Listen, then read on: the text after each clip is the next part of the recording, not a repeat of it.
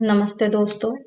हम RPSC first grade के लिए मैनेजमेंट पढ़ रहे थे राठ पब्लिकेशन से। किससे पढ़ रहे थे? राठ पब्लिकेशन से, जो सभी विषयों के लिए अनिवार्य है। और इसके लेखक क्या है? अजय जखराना। हम इस पे बात कर रहे थे। मैंने बताया था आप लोगों को पीडीएफ के माध्यम से मैं आपको पूरा मैनेजमेंट आप लोगों को करवा दूंगी। तो हम वहीं से बात कर रहे थे। तो कल तो हमने पढ़ लिया था शैक्षिक प्रबंधन क्या है और इसकी क्या प्रकृति है, क्या अर्थ है। आज हम पढ़ेंगे प्रबंधन, प्रशासन व संगठन में अंतर क्या है।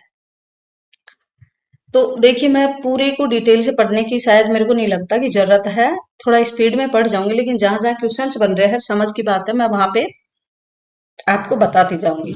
तो यहाँ से हम स्पीड से पढ़ते हैं कि सरकार की समग्र कार्य प्रणाली को प्रशासन कहा जाता है। समग्र कार्य प्रणाली को रेल, डाक, तार विभाग, सरकारी शिक्षा के सरकारी कामकाज को प्रबंधन नहीं कहा जाता, बल्कि इनको प्रशासन कहा जाता है। यहाँ पे कोई क्वेश्चन बन नहीं रहा है हमारा, तो हमें यहाँ पे ध्यान देने की इतनी ज्यादा जरूरत है नहीं। परंतु बैंक, अस्पताल, विश्वविद्यालय, विद्यालय के कामकाज के लिए प्रबंधन और प्रशासन दोनों ही शब्दों का प्रयोग किया जा सकता है। ठीक है, तो यहाँ पे हमारा ऐसा क्वेश्चन को निकल के नहीं आ रहा था, इसलिए मैंने फटाफट इसको देख लिया। अब हम बात करते हैं कि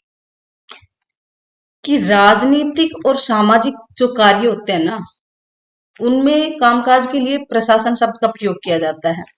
सामाजिक व सरकारी और राजनीतिक जो कार्य होते हैं, लेकिन जो आर्थिक जो कार्य होते हैं ना और औद्योगिक क्षेत्र के जो कार्य, उनके लिए हम प्रबंधन शब्द का प्रयोग करते हैं। और अब हम प्रबंधन और प्रशासन में क्या अंतर देखिए। प्रशासन जो होता है ना, हम कहते हैं कि प्रशासन मतलब जो सरकारें जो अपना काम करती है, तो हम कहते हैं प्रशासन है, ये अपने स्तर पे अपना कार्य करेगी। तो प्रशासन क्या होता है? व्यापक होता है। इसका क्षेत्र क्या होता है? प्रशासन का व्यापक होता है। और इसमें प्रबंधन है ना, प्रशासन के अंदर प्रबंधन के सभी कार्य शामिल हो जाते हैं। मतलब प्रबंधन है, ये छोटा रूप में है, और प्रशासन है, ये विस्तृत रूप होता है। इसका बहुत व्यापक रूप होता है, जिसमें प्रबंधन के सभी कार्य, जितने भी कार्य है, वो सभी इसमें समाहित हो जाते हैं। आपसे पूछ सकते हैं प्रशासन और प्रबंधन में क्या अंतर है? तो भाई, प्रबंधन है वह छोटा सीमित क्षेत्र तक विकसित होता है, और प्रशासन होता है बहुत व्यापक क्षेत्र के लिए। बल्कि इसके अलावा अन्य कारक भी शामिल होते हैं। मतलब प्रशासन जो होता है उसमें प्रबंधन के कारक तो होते ही हैं, उसके अलावा भी अन्य बहुत से कारक होते हैं। और प्रबंधन का लाभ एक छोटे सीमित क्षेत्र के लिए होता है, जबकि प्रशासन का लाभ संपूर्ण समाज को मिलता है। यहाँ पे कुछ ज्यादा ध्यान देने की ऐसी जरूरत है नहीं कि बहुत ज्यादा मतलब काम की चीजें हो। अब संगठन क्या होता है? संगठन मानवीय व भौतिक संसाधनों का, कल बताया था मानवीय भी होते हैं और भौतिक संसाधनों का ऐसा तंत्र या व्यवस्था जिसका अपना लक्ष्य होता है। इस संगठन और अपने लक्ष्य की प्राप्ति के लिए प्रशासन या प्रबंधन की जरूरत पड़ती है। ठीक है, मैंने कल बताया था कि भाई विद्यालय के जो होते हैं, भौतिक है, मानवीय है, सैद्धांतिक, जो चार तत्व बताए थे मैंने, वही जब निकल के आ रही है। अब हम बात करते हैं यहाँ, ये चीजें हमारे काम के। प्रबंधन के लिए हेनरी फ्योल ने जो सिद्धांत दिया था, उसको प्रशासन सिद्धांत भी कहा जाता है। और इसमें 14 सिद्धांत इन्होंने बताए हैं। ये ध्यान रखना कि ये कहाँ से है? फ्रांस से, क्योंकि आजकल ऐसे अटपटे क्वेश्चन पूछ लेते हैं कि प्रबंधन का सिद्धांत देने वाले हेनरी फ्योल का संबंध कहाँ से है। तो ये 14 सिद्धांत जब इन्होंने बताए हैं, तो उन 14 सिद्धांतों को देखिए, डिटेल से तो पूछेंगे नहीं, लेकिन हमें 14 सिद्धांतों के बारे में पता होना चाहिए। कार्य का विभाजन, इस कार्य के विभाजन को ही विशिष्टीकरण का सिद्धांत भी कहा जाता है। मतलब संपूर्ण जो कार्य होता है उसके छोटे छोटे भागों में उसे बांट दिया जाता है। दूसरा होता है अधिकार व उत्तरदायित्व। कार्मिक के पास अधिकार है तो उसका कुछ उत्तरदायित्व भी बनता है। मतलब किसी को अधिकार हमने दिया है, तो वो अधिकार क्यों दिए, उसका उत्तरदायित्व बनता है उस कार्य को करने के लिए। अब अगला है अनुशासन। संगठन की सफलता के लिए अनुशासन जरूरी है। सभी कार्मिकों को नियमों का पालन करना होता है, क्योंकि जो नियम जो बनाए जाते हैं, जो अनुशासन बनाया जाता है किसी कार्य को करने के लिए, उस अनुशासन के दायरे में रह के हमें कार्य करना होता है। यदि हम अनुशासन में रह के कार्य नहीं करेंगे, तो हमारा वो कार्य सफल नहीं होगा। हमें जो लक्ष्य रखे थे, वो लक्ष्य की प्राप्ति हमें नहीं होगी। आदेश की एकता, कर्मचारी को एक से अधिक अधिकारी आदेश मिलने चाहिए। कर्मचारी को एक ही अधिकारी, मतलब एक ही अधिकारी हो, अर्थात दो अधिकारियों से आदेश मिलने पर कर्मचारी संशय में रहता है कि किसके आदेश की पालना की जाए। सही बात है, मतलब कि एक तो बोल रहा है कि आपको ऐसे करना है कार्य, एक कह रहा है नहीं ऐसे करना है, तो मतलब असमंजस होता है कर्मचारी को कि किया क्या जाए। इसलिए आदेशकर्ता एक हो, इसलिए आदेश की एकता, निर्देश की एकता।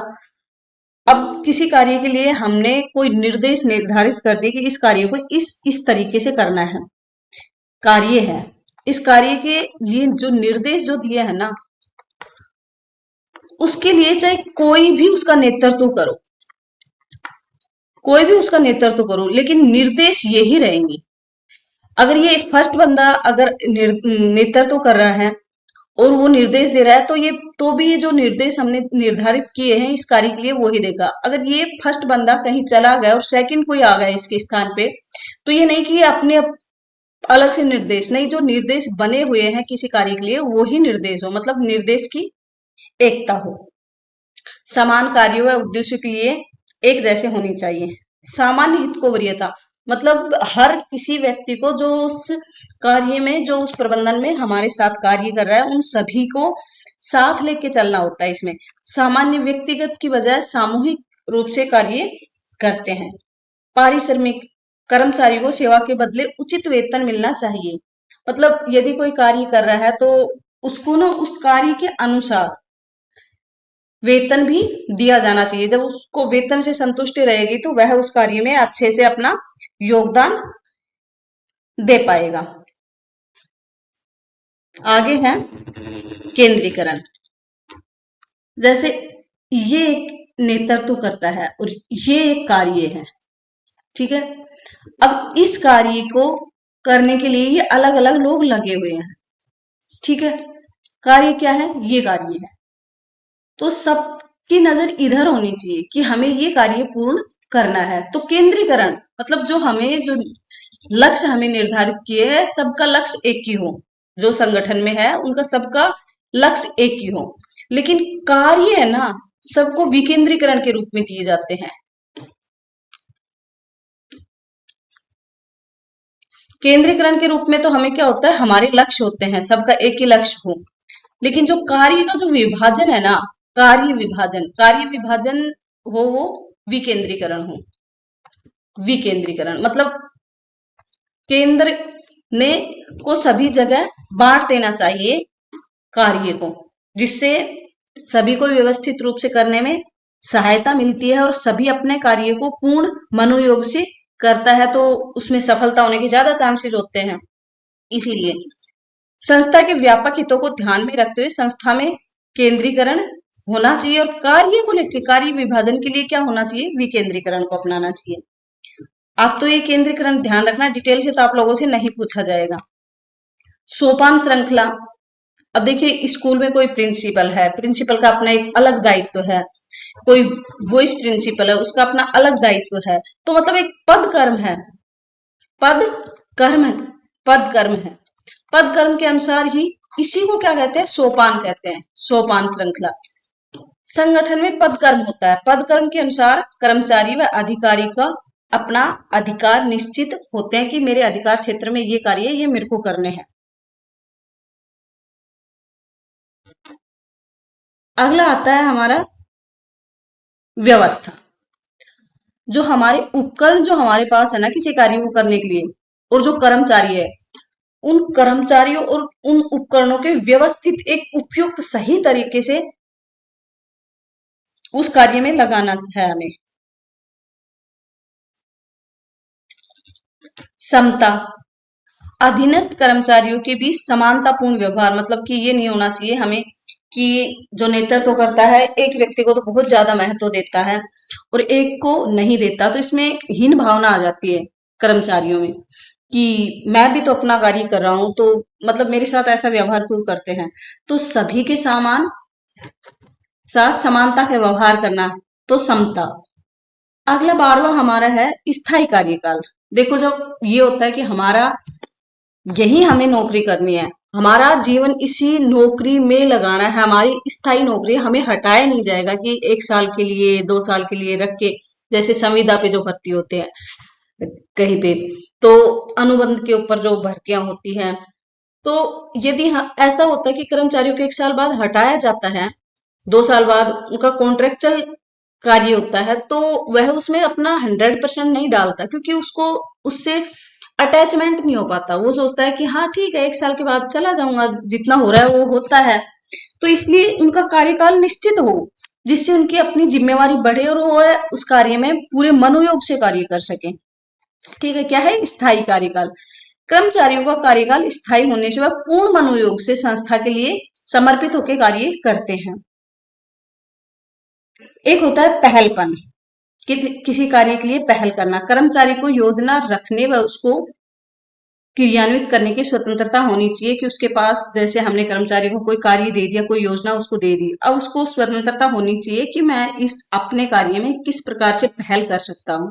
और उसने कोई सुझाव दिया है उस कार्य को लेके, तो उस सुझाव को मतलब डिमोटिवेट ना करके, प्रोत्साहित करके उसके सुझाव को जहां तक संभव हो सकता है और हमें लगता है कि इससे फायदा है, तो हमें उनकी जो सुझाव है उनको इम्प्लीमेंट करना चाहिए कार्य में। अगला है सहयोग। कर्मचारी आपस में सहयोग का भाव रखेंगे तो संस्था अपना लक्ष्य आसानी प्राप्त कर सकती है। मतलब कि जब वो कार्य करे तो एक दूसरे के प्रति सहयोग का भाव रहे। ठीक है, ये 14 सिद्धांत किसके थे? हेनरी फ्यून के। ठीक है, किसके थे? हेनरी फ्यून के 14 सिद्धांत इन्होंने बताए हैं, हेनरी फ्यून। तो ये आप लोग 14 सिद्धांत याद रखना, कहां से है? फ्रांस से है, और ये इनके 14 सिद्धांत है। अब इन्होंने, ये तो इसके सिद्धांत है 14, अब इन्होंने 5 घटक मतलब 5 कार्य बताए हैं। ये बहुत मोस्ट इंपोर्टेंट है, मैं आपको कहूंगी कि ट्रिपल सी PO CCC, इसकी फुल फॉर्म पूछ लेते हैं यहाँ पे। मैं आपसे कहूंगी कि आप हिंदी ना याद करके इसकी प्लानिंग, ऑर्गेनाइजेशन, कमांड और कंट्रोल और कोऑर्डिनेशन, मतलब सामंजस्य या समन्वय, जो भी आप बोल लो, समन्वय ये होता है। तो इसकी फुल फॉर्म आप लोगों को, इनकी सबकी फुल फॉर्म और इसी क्रम में होना चाहिए आप लोगों को, क्योंकि कई बार क्रम भी लगवा सकता है कि हेनरी फ्यूल का जो प्रबंधन के जो सिद्धांत है उसके जो कार्य है ना, उसको सही क्रम में बताइए। या फिर इन्हीं में से पूछ सकते हैं कि हेनरी फ्यूल के जो कार्य के जो सिद्धांत है उसमें ओ का क्या है, ओ का उन्होंने क्या लिया है? तो ऑर्गेनाइजेशन है। सी का क्या लिया है? फर्स्ट सी का, जैसे इन्हीं में डार्क करके आपसे पूछ सकता है। तो आप ध्यान रखना कि कई बार ऐसा ना हो कि मतलब आप, हमें लगता है कि ये भी है ये भी है, तो आपको इंग्लिश वर्ड इनका याद करना ही करना है। देखिए, इन्होंने 5 घटक बताए हैं, आपको ये भी याद रखना है 5 घटक, लेकिन चांस यहां से ज्यादा बनते हैं। तो नियोजन मतलब प्लानिंग, किसी भी संगठन को अपने लक्ष्यों को प्राप्त करने के लिए उपलब्ध संसाधनों को ध्यान में रखते हुए कार्य योजना बनाई जाती है, इसे ही क्या कहते हैं? नियोजन। कोई नहीं पूछेगा यहाँ से कि नियोजन किसे कहते हैं, आपको जो मैंने बताया वो याद कर लेना। अब होता है संगठन मतलब ऑर्गेनाइजेशन। नियोजन जिन उद्देश्यों व कार्यक्रमों को निर्धारित करता है उनको लागू करने के लिए संगठन की जरूरत होती है। अतः नियोजन को क्रियान्वित करने का साधन या उपकरण क्या होता है? संगठन होता है। संगठन में अधिकारी व कार्मिक शामिल होते हैं। अतः संगठन के लिए प्रशासक निम्नलिखित कार्य करता है, जो निम्न जो कार्य दे रखे। एक तो समूहीकरण करेगा, एक जो कार्य है उनको विभागों में को सौंपेगा, मतलब विभागों को बांटेगा, और दूसरा अधिकारी वह उनके दायित्वों का निर्धारण करेगा। ठीक है, और आगे हम देखते हैं कि तीसरी सी का मतलब क्या है? कमांड, मतलब निर्देशन देना, निर्देश देना, कमांड देना।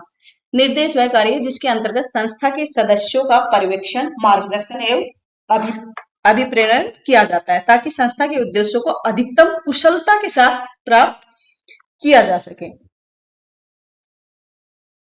अगला है नियंत्रण, मतलब कंट्रोल। आपको इंग्लिश वर्जन ही इसका याद रखना है। कंट्रोल, नियंत्रण से आशय निर्धारित लक्ष्यों की प्राप्ति के लिए किए गए प्रयासों की जांच करना, उनमें कोई त्रुटि है तो उसे दूर करना। नियंत्रण प्रक्रिया के अंदर 4 तत्व इन्होंने बताए हैं। लक्ष्यों या परिमापों का निर्धारण करना, जो हमने लक्ष्य दिए थे उनको निर्धारण करना उनका, फिर उनका मूल्यांकन करना, और फिर उनमें वास्तविक रूप से क्या प्रगति की है उसका, और मापों का तुलना करना। ठीक है। और एक है सुधारात्मक, मतलब सिर्फ कमियां नहीं निकालनी, उन कमियों को देख के पता करके उनमें सुधार करने के लिए कार्रवाई करना। ठीक है। ये होता है नियंत्रण, कंट्रोल, किसी चीज पे कमी भी बताना उसका, और उसमें सुधार के लिए कार्रवाई करना, बताना उन चीजों को। एक होता है समन्वय, इसको कोऑर्डिनेटर नेशन कहते हैं। किसी संस्था, थोड़ा सा आपको पढ़ लेना है लेकिन आपको ये याद रखना है, किसी संस्था के कार्यों में सुविधा उत्पन्न करने और सफलता प्राप्त करने के लिए सभी क्रियाओं में सामंजस्य, समन्वय भी आ सकता है, सामंजस्य भी आ सकता है, कोई और भी हिंदी वर्जन कोई दे सकता है इससे रिलेटेड। तो इसलिए आप लोगों को ये वाला याद रखना है, इंग्लिश वाले सभी के सभी। उत्पन्न करना ही समन्वय कहलाता है। समन्वय के अभाव में अलग अलग दिशाओं में काम करते हैं, इससे उनकी उत्पादकता नकारात्मक रूप से प्रभावित होती है। मतलब अगर समन्वय नहीं रहेगा कर्मचारियों में, तो कोई किधर भगेगा, कोई किधर भगेगा, कोई किस तरीके से कार्य करेगा, तो वो नकारात्मकता आएगी उसमें। जो हमने उद्देश्य निर्धारित किए हैं उनको हम सही रूप से हासिल नहीं कर पाएंगे, और उसमें धन भी ज्यादा लगेगा, समय भी ज्यादा लगेगा। इसलिए समन्वय किया जाता है सभी चीजों में। समन्वय में भी निम्न तत्व पाए जाते हैं, जैसे हर चीजों में संतुलन बनाए रखना, समय का निर्धारण करना, और सभी को विलय करना एक के साथ सभी को। देखिए ये यहाँ पे आप लोगों को ये याद करना है। तो कुछ भी हो, हम ये तो कहेंगे कि बुक्स में काम बहुत अच्छा किया गया है। जहां जहां जरूरत थी इन्होंने डायग्राम भी दिए हैं, और जहां जहां जरूरत थी इन्होंने डार्क भी कर रखा है, जहां जहां पे क्वेश्चंस बनते हैं, तो पढ़ने में बहुत आसानी होती है इस पुस्तक को। इसीलिए मैंने सोचा कि इसी पुस्तक से हम सीधे के सीधे पीडीएफ के माध्यम से मैनेजमेंट पढ़ लेंगे, जहां जहां क्वेश्चन है वहां पे बात कर लेंगे। देखिए आपसे पूछ सकता है किसी, या तो आपसे इन चारों पांचों का ही क्या बोलते हैं कि क्रम लगवा सकता है। ठीक है, ऐसे कैसे, जैसे दे रखा है ऐसे कैसे, उल्टा भी लगवा सकता है। आजकल तो किसी भी प्रकार से पूछ सकते हैं, या फिर आपसे ये देख के पूछ सकते हैं कि इस सी का क्या इसमें अर्थ लिया गया है, या फिर कह सकते हैं कि आप ये बताइए कि इन्होंने किसने दिया है ये सिद्धांत पीओ ट्रिपल सी का, तो हेनरी फ्यूल। ठीक है, किसी भी प्रकार से आपसे क्वेश्चंस पूछ सकता है कि कमिटमेंट या नहीं है, इसमें किसी में भी कमिटमेंट नहीं है, क्योंकि वो भी उसी से सी से शुरू होता है, तो कई बार हमारे दिमाग में आ जाती है चीजें। तो ध्यान रखना, प्लानिंग, ऑर्गेनाइजेशन, कमांड, कंट्रोल और कोऑर्डिनेशन। ठीक है, क्योंकि हिंदी और इंग्लिश दोनों में आएगा, तो हमें ध्यान, अगर इंग्लिश का है तो वो तो यही रहेगा, इसका इंग्लिश का चेंज नहीं होगा, हिंदी में शब्द चेंज हो जाते हैं। इसलिए मैं कह रही हूँ कि आप लोगों को इंग्लिश ही याद रखना है। अब इसका कैसे कार्य करता है, समन्वय किस किस में समन्वय करता है, कमांड में, संगठन में। सबसे पहले तो क्या करता है, प्लानिंग करता है। प्लानिंग करने के बाद क्या करेगा, क्या करेगा, एक संगठन बनाएगा। संगठन के बाद क्या करेगा, क्या करेगा भाई, उसको कमांड देगा कि आप किस तरह से ये कार्य करना है, और उसके बाद उस पर कंट्रोल करेगा। ठीक है, और इन सब में क्या होता है, समन्वय बना के रखता है। आगे देखते हैं, एक लूथर गोलिक जो हुआ है, इन्होंने भी सिद्धांत दिया है पोस्ट कॉर्ब। क्या दिया है, पोस्ट कॉर्ब। इसका भी आपको फुल फॉर्म तो याद करना ही करना है। लूथर गोलिक व उर्विक, ये पूछ सकते हैं कि लूथर गोलिक ने किसके साथ सिद्धांत का प्रतिपादन किया था, तो ये कौन है, उर्विक, याद रखना इसको। और पोस्ट कॉर्ब में इन्होंने 7 भागों में बांटा इनको। जैसे यहाँ पे देखिए, हम अक्सर 1 2 3 4 5 6 7 8 8 है, ठीक है, 8 है ना, लेकिन ध्यान रखना बांटा कितने में है, 7 में, क्योंकि ये जो सीओ है ना, ये एक ही शब्द को इंडिकेट करता है। ठीक है, वो अब हम आगे बात करेंगे, देखिए देखिए इसमें सबसे पहले क्या है, पी। पी मीन्स प्लानिंग, इन्होंने बताया, यहाँ पे भी आपको इंग्लिश वर्जन ही याद रखना है, मतलब नियोजन। ये किसी संगठन का सबसे प्रमुख और सर्वोपरि कार्य होता है, किसी का मतलब संगठन बनाना। और संगठन अपने निर्धारित लक्ष्यों की प्राप्ति के लिए अपने उपलब्ध संसाधनों को ध्यान में रखते हुए, मतलब उपलब्ध जो हमारे पास संसाधन है उन्हीं को ध्यान में रखते हुए वैकल्पिक नीतियां, विधियां एवं कार्यक्रम बनाता है और उन्हें क्या करता है, लागू करता है। इन सभी गतिविधियों को क्या कहा जाता है, नियोजन। नियोजन कहा जाता है। आगे है ओ। तो इस ओ से इन्होंने क्या लिया है, ऑर्गेनाइजेशन। ठीक है, क्या लिया है, ऑर्गेनाइजेशन। और वहां पे ओ से क्या लिया था, वहां पे क्या लिया था, वहां पे भी ऑर्गेनाइजेशन था। पी से वहां पे भी प्लानिंग थी। ठीक है, नियोजन में बनाई गई योजना को क्रियान्वित करने वाला साधन या उपकरण ही क्या कहलाता है, जो हमने जो योजनाएं बनाई है उन योजनाओं को लागू करता है, कौन करता है, एक जो संगठन होता है ना, हमने जो संगठन बनाया वो करता है। ठीक है, तो वही क्या कहलाता है, योजनाओं को लागू करने वाला संगठन कहलाता है। अब इसमें यहां से चेंज आ गया, वहां पे तो दे रखा था लूथर गोलिक में तो ना, हेनरी फ्यूल में तो क्या दे रखा था, सी। और यहाँ पे क्या है, ओ के बाद एस। क्या है, एस। एस मीन्स स्टाफिंग, मतलब नियुक्ति करता है, स्टाफिंग मीन्स नियुक्ति। आपको यही याद रखना है, मैं बार बार आप लोगों को बोल रही हूँ कि आपको इंग्लिश वर्जन याद रखना है। स्टाफिंग से तात्पर्य प्रशासन द्वारा निर्धारित नीतियों के क्रियान्वयन के लिए योग्य या कर्मठ व्यक्तियों की नियुक्ति। इसके अंतर्गत पदाधिकारियों, कर्मचारियों का चयन, उनकी भर्ती, मूल्यांकन और प्रशिक्षण का काम शामिल होता है। इसका क्या कार्य है कि भाई अच्छे लोगों की भर्ती उसमें उस संगठन के लिए की जाए, मूल्यांकन करना उनका। फिर वहां पे ट्रिपल सी थी फ्यूल के में, यहाँ पे आ गया डी। डी मीन्स डायरेक्शन देना, उसको निर्देश देना। ठीक है, निर्देश देना। निर्देशन, जब संगठन निश्चित सिद्धांतों व नीतियों के अनुसार कार्य योजना का क्रियान्वयन करता है तो उस समय समुचित रूप से देखभाल, मतलब निरीक्षण करना ही क्या कहलाता है, क्या कहलाता है, निर्देशन। निर्देशन के अंतर्गत आदेश देना, निरीक्षण करना और मार्गदर्शन देना और अभिप्रेरित करना शामिल है। ठीक है, अब यहाँ पे अक्सर तो इसमें क्या कितने थे, इंग्लिश के 8 थे, लेकिन मैंने बताया था ना सीओ से एक की बनता है, एक को इंडिकेट करता है। सीओ कोऑर्डिनेशन, मतलब समन्वय, वही सामंजस्य। वहां पे भी था सी, उसका भी यही अर्थ था। संगठन के विभिन्न विभागों, सदस्यों तथा उनके समूहों में से एक प्रकार से एकता स्थापित करना, मतलब जो भी संगठन, जो सदस्य है, जो विभाग है, जो समूह जो हमने बनाए हैं, उस कार्य को, उद्देश्य को प्राप्त करने के लिए उनमें एकता स्थापित करना, उनमें समन्वय स्थापित करना। जो मतलब हमारे पास उपलब्ध संसाधन है, जो समूह है, जो सदस्य जो है, उनमें समन्वय या सामंजस्य स्थापित करना ही क्या कहलाता है, कोऑर्डिनेशन। समन्वय से न्यूनतम लागत पर वांछित उद्देश्यों की प्राप्ति संभव होती है। यहाँ पे उस यहाँ इसमें क्या है, आर। आर मीन्स रिपोर्टिंग या प्रतिवेदन। ठीक है, देखिए हम कहते हैं कि कोई कार्य जब हम करते हैं तो हम कोई भी है तो कहते हैं कि अच्छा वो कार्य कहाँ तक हुआ, उसकी कोई रिपोर्ट है, रिपोर्ट, वही रिपोर्ट मतलब उसके बारे में पता करना कि वे काम कितना हो गए, उसकी जानकारी जानना। कहते हैं कि फिर वो कहता है कि अच्छा अच्छा ठीक है, ये कार्य यहाँ तक हो गया भाई, कि तो उसका मतलब है कि उस कार्य के लिए जानकारी प्राप्त करना ही क्या होता है, रिपोर्टिंग देना। ठीक है, इसके अंतर्गत प्रशासक अपने संगठन में हुए कार्य, उनकी उपलब्धियों का विवरण तैयार करता है तथा अपने से उच्च अधिकारियों को उनकी जानकारी समय समय पर देता रहता है। ठीक है, अगला है बी, मतलब बजटिंग, मतलब बजट का निर्माण करना। आपको इंग्लिश ही याद रखना है। यहाँ पे मैं बार बार आप लोगों को बोल रही हूँ, इस पे ध्यान देना।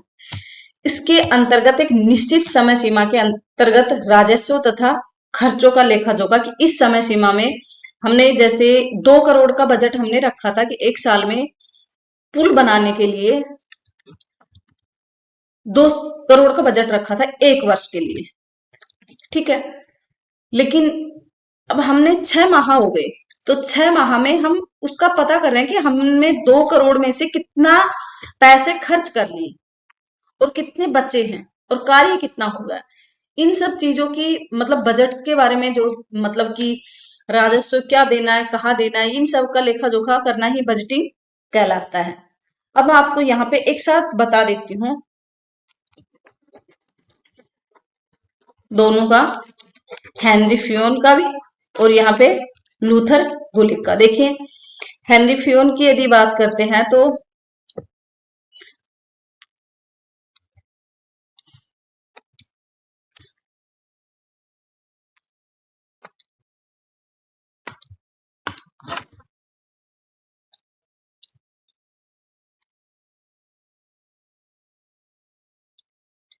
हेनरी, बस मैं शॉर्टकट ही लिख रही हूँ।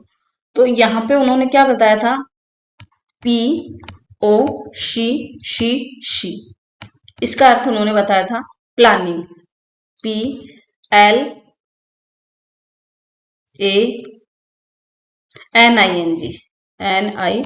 NING, ठीक है। और ओ का अर्थ इन्होंने बताया था ऑर्गेनाइजेशन।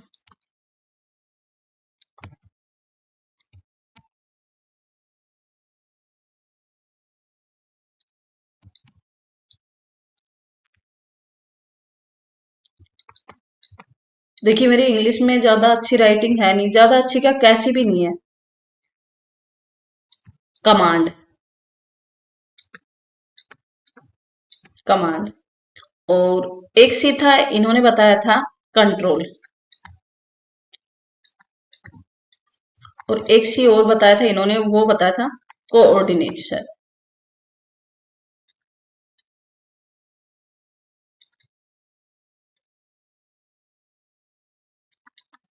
कोऑर्डिनेशन, ये तो था हेनरी फ्योन का, ठीक है। 5 अक्षर है, किसी से भी पूछ सकता है आपसे। अब इधर मैं आप लोगों को बताती हूँ कि लूथर गुलिक, लूथर, तो इन्होंने बताया था POSDCORB। अब यहाँ पे मैं वैसे बोल के बता देती हूँ, लिखूंगी तो नहीं, कि इसका इन्होंने बताया था प्लानिंग, यहाँ पे भी क्या बताया है, प्लानिंग। ओ का इन्होंने ऑर्गेनाइजेशन बताया था, यहाँ पे भी क्या बताया, ऑर्गेनाइजेशन। उसके बाद यहाँ पे आ गया एस, और एस का इन्होंने स्टाफिंग बताया था, यहां से अलग है यहाँ पे। फिर यहाँ पे इन्होंने बताया था डी, डी मतलब डायरेक्शन इन्होंने बताया था। फिर यहाँ ये फिर सेम है, यहाँ पे इन्होंने भी कोऑर्डिनेशन लिया है और यहाँ पे भी कोऑर्डिनेशन लिया है। फिर आर पे इन्होंने बताया है रिपोर्टिंग और बी पे बजटिंग। ये चीजें अलग है यहाँ पे, ठीक है। और यहाँ पे ये ये और ये चीजें अलग है। तो आप लोग ध्यान रखना है कि फुल फॉर्म ऐसे ही आप लोगों को याद रखनी है दोनों की। इन्होंने 7 बताया, उन्होंने 5 बताए। एक चीज और है कि ये जो एल लूथर उर्विक जो है, लूथर उर्विक, इन्होंने भी इनके प्रबंधन के 6 कार्य बताए। कितने कार्य बताए, 6 कार्य बताए हैं प्रबंधन के। कौन कौन से हैं, एक तो पूर्वानुमान करना, यहां पे आप लोगों को लिख देती हूँ, पूर्वानुमान, पूर्वानुमान। दूसरा इन्होंने बताया है योजना, योजना। तीसरा इन्होंने बताया है संगठन, संगठन। और चौथा इन्होंने बताया है आदेश,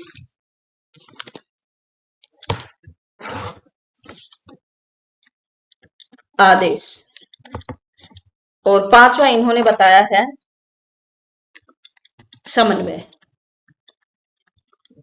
और छठा इन्होंने बताया है नियंत्रण। ये भी आप लोग थोड़ा सा ध्यान रखना।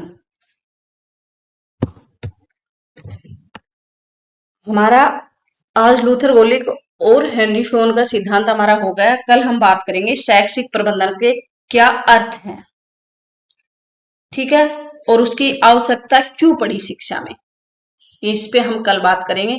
अभी के लिए धन्यवाद।